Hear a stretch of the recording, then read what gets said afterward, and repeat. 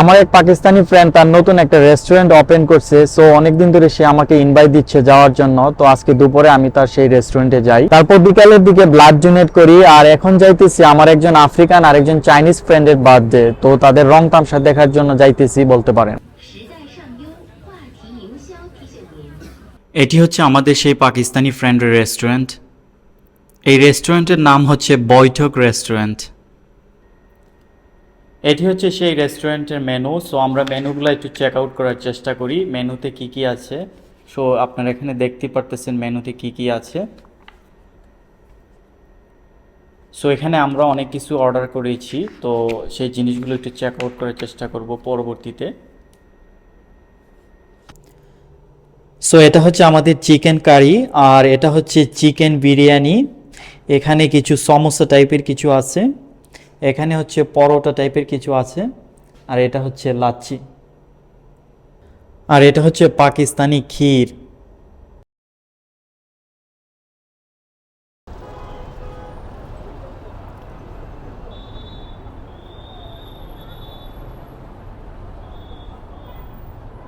চীনের সরকারের নিয়ম অনুযায়ী আপনি 6 মাস পর পর রক্ত দিতে পারবেন, যেটা বাংলাদেশে হয়তো বা 3 মাস। তো আজকে আমি একটা মেসেজ পাইছি, আমার 183 দিন আগে আমি রক্ত দিয়েছিলাম, অর্থাৎ আমি আজকে থেকে রক্ত দিতে পারবো। তো এখন আমরা রক্ত দেওয়ার জন্য যাচ্ছি। চীনে রক্ত দেওয়ার জন্য আপনাকে অফিসিয়ালি কোনো হসপিটালে যেতে হবে না, ওদের বিভিন্ন ভ্রাম্যমাণ বাস রয়েছে, সেই বাসগুলো বিভিন্ন জায়গা থেকে বিভিন্নভাবে রক্ত সংগ্রহ করে থাকে। ফর এক্সাম্পল, অনেকেই রক্ত ডোনেশন করতে চায় কিন্তু সে হসপিটালে যেতে পছন্দ করে না। যেমন আমাকে যদি বলা হয় পৃথিবীর এমন একটা জায়গা আপনি ইগনোর করেন, সেটা হবে হসপিটাল। সো আমার মতো লোকদের জন্য এই ধরনের ভ্রাম্যমাণ বাসগুলো সবচেয়ে বেস্ট। বাংলাদেশে রক্ত সংগ্রহকারী এই ধরনের ভ্রাম্যমাণ বাস আছে বলে আমার জানা নেই, তবে আমি মনে করি এই ধরনের রক্ত সংগ্রহকারী ভ্রাম্যমাণ বাস থাকা প্রয়োজন প্রতিটি স্পটে, যাতে সহজেই সবাই রক্ত ডোনেশন করতে পারে। চীনে যেহেতু প্রতি 6 মাস পর পর রক্ত দিতে হয়, তাই আজকে যদি আমি রক্ত ডোনেট করি তাহলে এটা আমার 6তম ডোনেশন হবে চীনে। আপনি এখানে আসলে প্রথমে এরা আপনার রক্ত ভেরিফাই করবে, দেন আপনি কি পরিমাণ রক্ত দিতে চান সেগুলো জানতে চাইবে।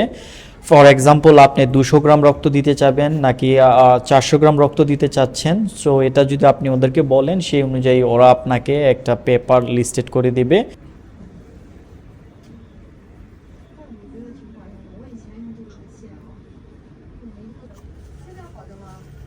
这个反正好吃，这边就又退回了，看退回到主页面了。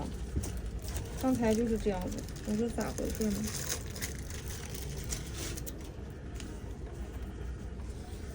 有现在这样表。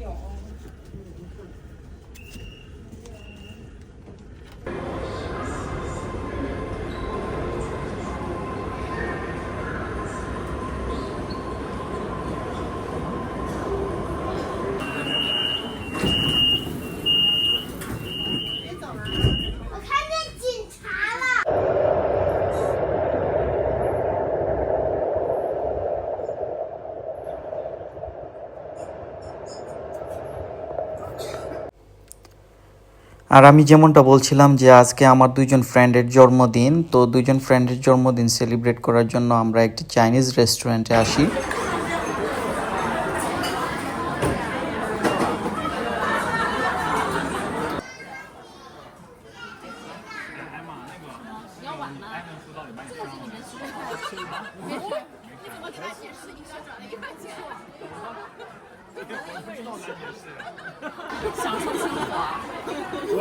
我才结婚了，我要点到42。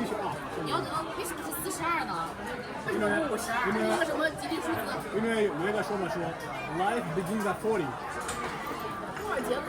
我不知道，反正我从早上到到晚上想都是钱呀。拿好了再挣钱，那就寄过来，没事，先干一杯，先干一杯。Wait. 来，往这边送，新年好，新年快乐，新年快乐。嘿。等给我上菜上去，我知道。